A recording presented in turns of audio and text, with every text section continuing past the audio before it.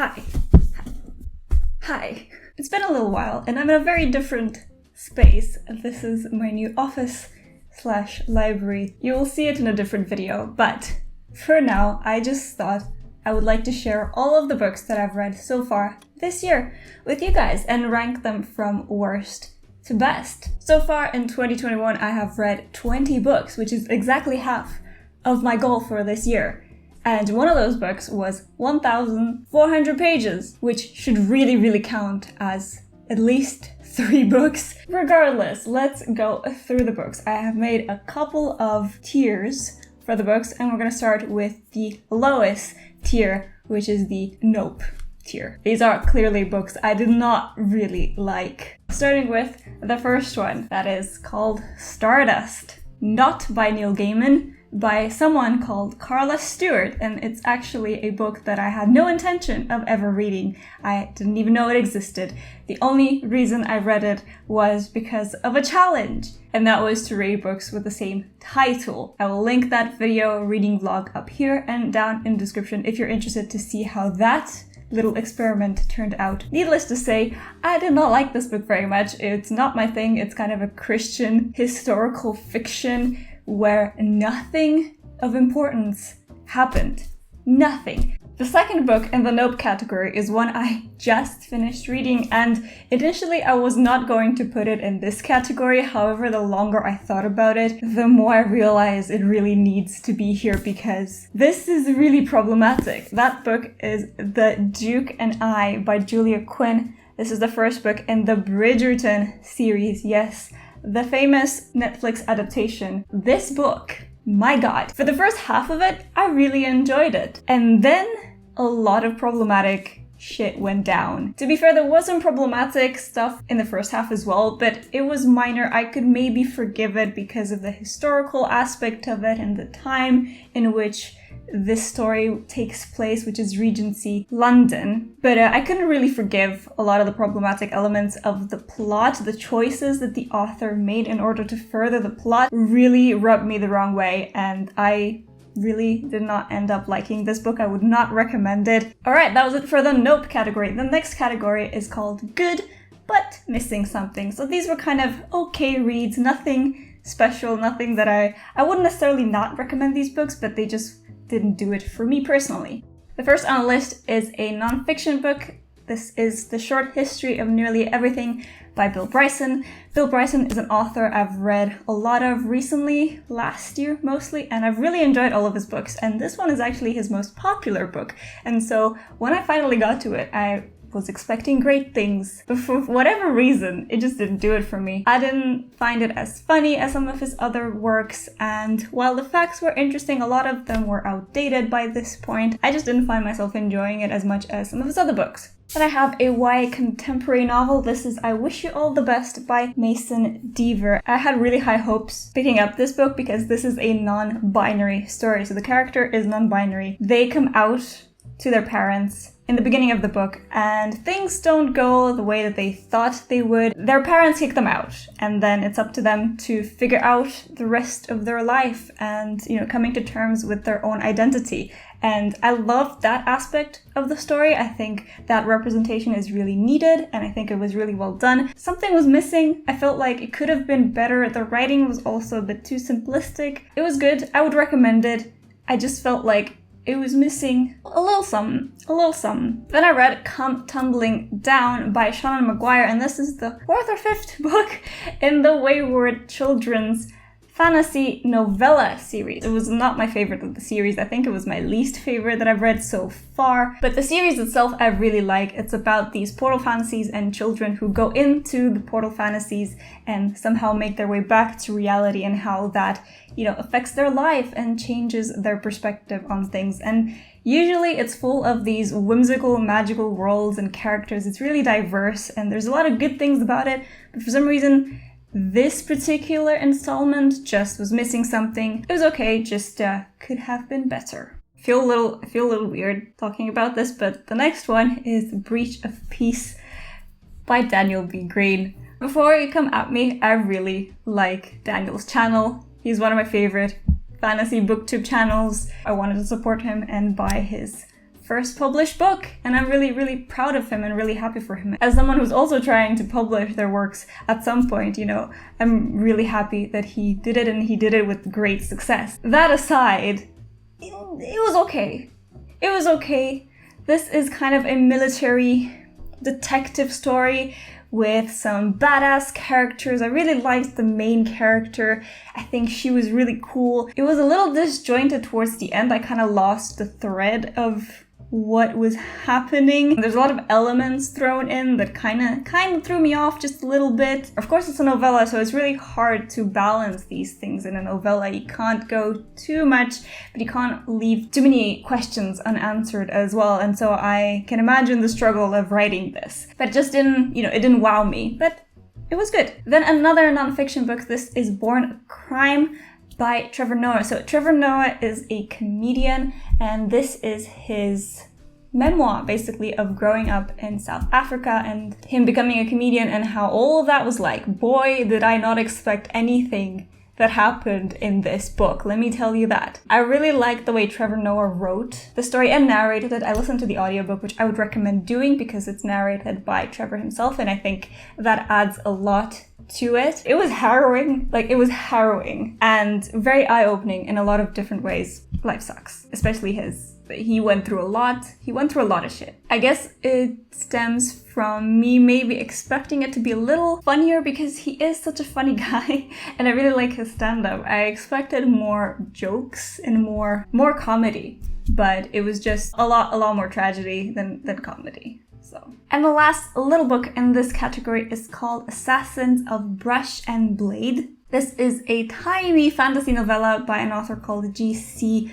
Kang, who I follow on Twitter, and I've always really liked the covers of his books. I think are really, really gorgeous. So I picked this up. I think it was free one day on Kindle, and I really enjoyed it. It was just very, very short. I think it's only around 50 pages or so a very, very short novella, almost a short story. It's Asian-inspired fantasy, and there's a lot of calligraphy magic, and I really, really enjoyed it. It also reminds me of something that I'm working on as well, so that was kind of cool to see someone else's take on it. It was good. It sets up the world really well, and I'm really curious to read the rest of his works because I think the world he created is really, really cool.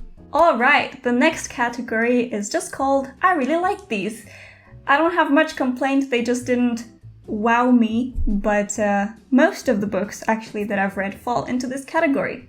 The first is another really, really short story, and this is How the Marquis Got His Coat Back by Neil Gaiman. This is actually a short story, a novella / short story that takes place in the Neverwhere world, I suppose. The Marquis is a character from Neverwhere, and Neverwhere is a book I read years and years ago, but I really got back into Neil Gaiman after reading another book that I'm going to talk about soon, and I remembered that I had this short story in an anthology, and so I just decided to read it because I just needed some more Neil Gaiman in my life, and yeah, I really liked it. I really love Neil Gaiman's writing style, so honestly, I'm just gonna read anything he writes and I know I'm gonna like it. Then I have two short classics. The first one is called Metamorphosis by Franz Kafka. This was a strange book.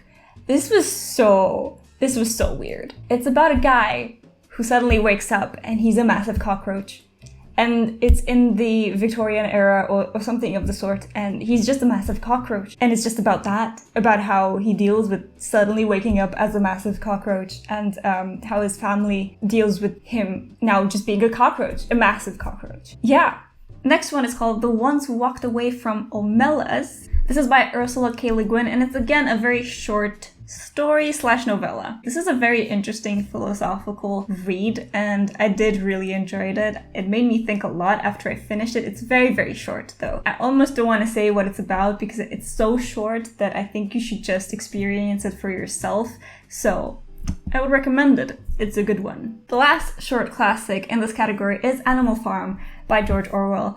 I listened to this on audiobook because Audible came out with a collection narrated by Stephen Fry of Animal Farm and 1984, but I had already read 1984 a few years ago. I just never read Animal Farm. So I thought it was a great opportunity to do so. I listened to it while assembling a Lego set, which totally would recommend.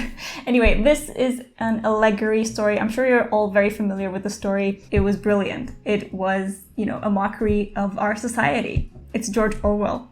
Of course, it's gonna be really good. The next one is another YA contemporary novel, and this is Where the Rhythm Takes You by Sarah Das. Now, this is a very special book because Sarah Das actually used to be one of my critique partners a few years ago, and we helped each other work on our books at the time. She helped me with Hunting Vienna and I helped her with this book. However, the version that I read was completely different than the published book. So she got an agent and she got published, and I'm very, very happy for her.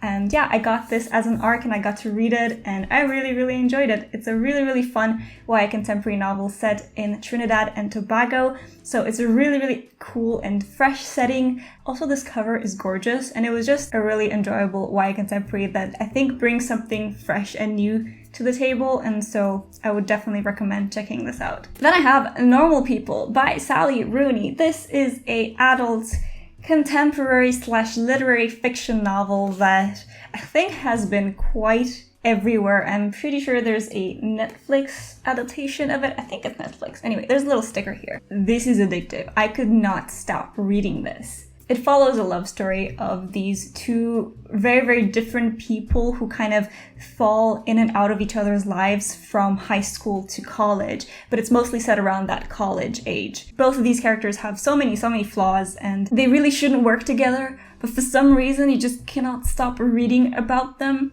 I really ended up really liking this, even though I didn't really know what to expect, but yeah. I think I'm gonna make another full video talking about Sally Rooney's books because I also have her other book, Conversations with Friends, which I intend to read. And then I think I'm gonna do like a more in-depth review of both of her books. And the last book in this category is Daisy Jones and the Six by Taylor Jenkins Reid. I had a lot of high hopes for this book because this is about a fictional band in the 70s and how they came to be a band and how they finally ceased to be a band. And oh boy, this is rock and roll. Like this is rock and roll. Again, really addictive. I could not stop reading this. Super, super good. A lot of trigger warnings. All the trigger warnings in this. Really liked it. Really, really recommend this. Alright, so we are finally at the last section. These are the books that I will fight someone over for. I will fight you. If you don't like these books, if you have something against these books, I will fight you. No, I'm kidding. I just really like these books. So let's talk about them. The first one is the book that took me the longest to read and that I think should include 2 or 3 books towards my Goodreads reading goal. But anyway, this is Oathbringer by Brandon Sanderson. I have a full spoiler-free review of it, which I will link up here and down in the description if you're interested to hear more of my thoughts. I think at this point, Sanderson has become my favorite author just because I've read him the most. Like he is probably my most read author, and none of his books disappoint me. Like yeah. I don't know what else to say about this. It's the 3rd book, so I don't want to go into too much detail, but Shallan is precious. Kaladin was a bit weird in this, and Dalinar, my god, Dalinar, what the living... Okay, the next book in the We'll Fight Someone Over category is Stardust by Neil Gaiman. I also mentioned this because I did that silly challenge of reading 2 books with the same title. The first Stardust I did not like. This one I loved. Just fantastic. Neil Gaiman's writing style. This is a fairy tale fantasy, and again, I have more detail on it in my reading vlog / review. This is a really short book, so there's no reason for you not to read it. It's really good. And then I have Kings of the Wild by Nicholas Eames.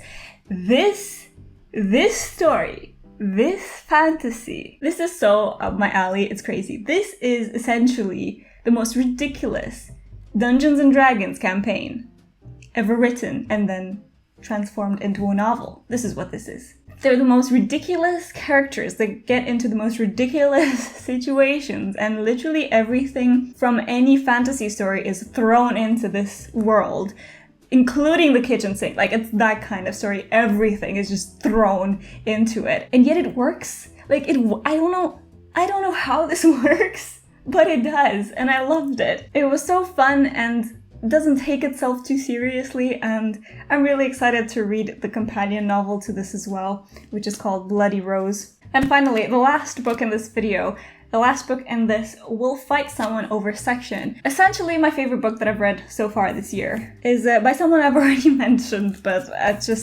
it's Skyward, guys. It's Skyward by Brandon Sanderson. I bought this book when it came out, 2 years ago. That's why it's in hardback. I never read hardbacks, but I bought it because it's Sanderson and I am essentially his minion.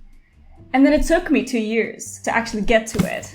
And I'm kicking myself because this is perfection. This is a masterclass on writing YA sci-fi. The way this was done, as a writer myself, just reading this, I was like, this man, like, he did everything right. There was nothing wrong with this book. That almost never happens. There's always something that I might, as a writer or just even as a reader, I might maybe disagree with, or I would have liked a bit more of that, a bit less of this, or something to go in a slightly different direction.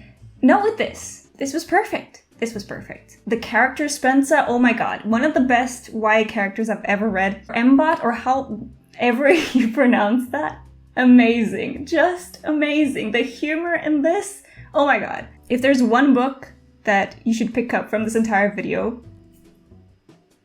like, even if you don't like YA, I don't want to hear it. I don't want to hear it. Just read this book. It's so good. It's so good. My Sanderson fangirling, I think, has gone through the roof in this video. I need to calm down. Those are all the books that I've read so far this year, and that was my ranking of them. I hope you enjoyed this video, and do let me know what was the best book that you've read so far in 2021, and maybe what is your least favorite book that you've read so far in 2021. And I'll see you next time with a new video. Bye.